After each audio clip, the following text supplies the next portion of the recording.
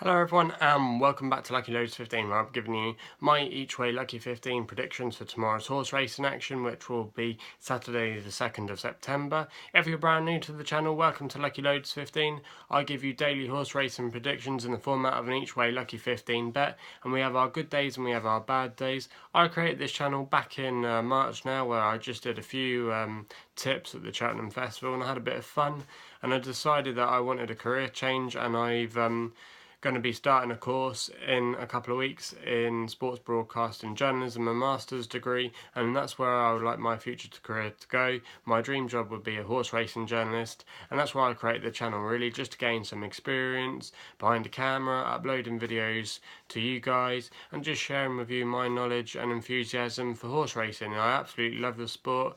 But like I said, we have our good days and we have our bad days on this channel. It's just a bit of fun, but we do it on a regular basis. So please subscribe if you haven't done so already, and then like the videos as well for more horse racing daily content. I'll just run through on how today's selections ran. We only had one winner in the end, and that was our last selection in the 405 at Thirsk with El Hombre for Keith Dalglish, and that was ridden by Rowan Scott. That was a good performance there. It was a nice price at 7-1, but away from that it was quite disappointing really. We had Baby Fact that Georgia Cox took the ride for, never really got into the race in the end, probably a too high handicap mark for that horse. Then our other horse was our nap for the day, Valley Milan, probably could be a bit over raced, probably could have done with a rest, and also as well maybe a bit vulnerable to the younger and more improving horses. So that was a bit of a poor selection there from me, if I'm honest.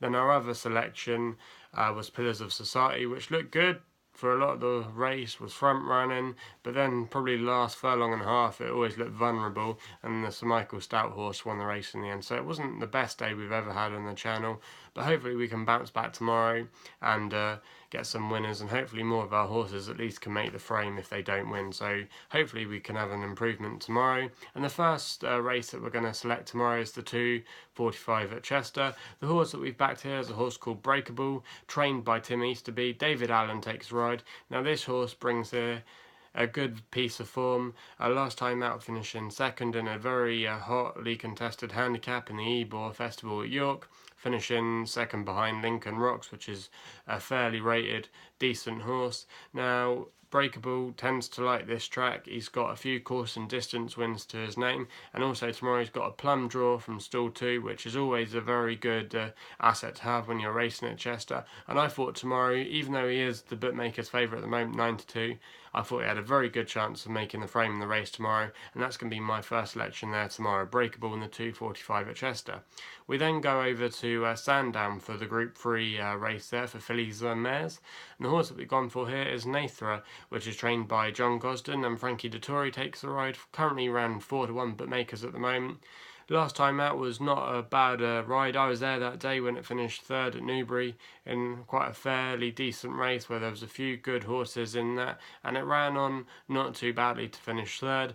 I thought tomorrow this horse had a very good chance in this race, running against its own sex again. It had some good form in its early part of career, and it seems like it's finding its way back slowly but surely, and I thought Nathra tomorrow. Also as well, being from Nathaniel, and fillies by Nathaniel at the moment are hot property, especially with what Enable has done this year, being by Nathaniel, been a real superstar this year, Enable, and that has definitely increased the profile of that statistic, fillies by Nathaniel. So this could be an interesting runner tomorrow, and I thought again it had a very good chance of making the frame. So that's going to be my second selection there in our each way Lucky 15 tomorrow. We then go over to the 3:35 at Sandown, and we actually go for my nap for tomorrow, which is a 10-1 shot called Shabbah, trained by Sir Michael Stout, and Ryan Moore takes the ride tomorrow, in receipt of a bit of weight. And also last time it made its comeback run for the first time this year on Sunday at York, not York I should say, it was at Yarmouth in not a badly contested race, and I thought this horse definitely needed the run and could come on for the run. It's a typical kind of Sir Michael Stout horse, an improver,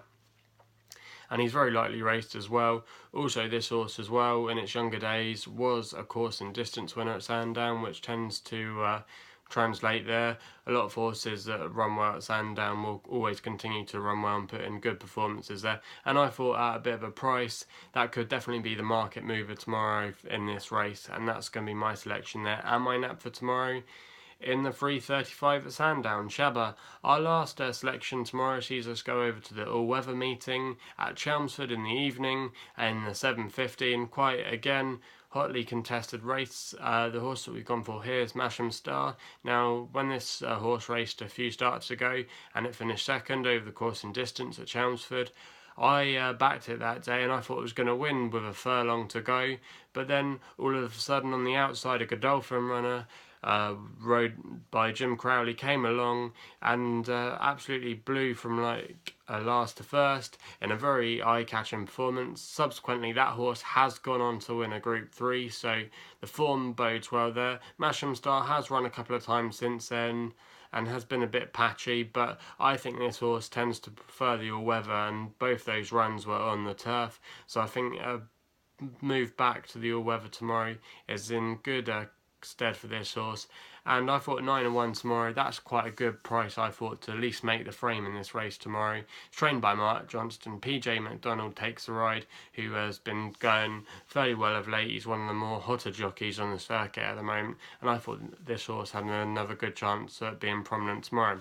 Anyway, they're my each way Lucky 15 predictions for tomorrow, but like I said, there are quite a few other good horse races on tomorrow that we could have easily got into, but they're my 4 that I've selected for tomorrow. If you haven't already, please subscribe to our channel. You can also check us out at Twitter at Lucky15, where we do a bit of tweeting every day and have a bit of fun and have some banter. You can also check our Facebook page out as well, Lucky15. Also as well, please gamble responsibly. I don't want you losing too much of money from my selections, but like I said, this is just a bit of fun at the end of the day, and I'll be interested to know what your best bets are for tomorrow. So hopefully we'll have a good day tomorrow, and we'll be seeing you soon.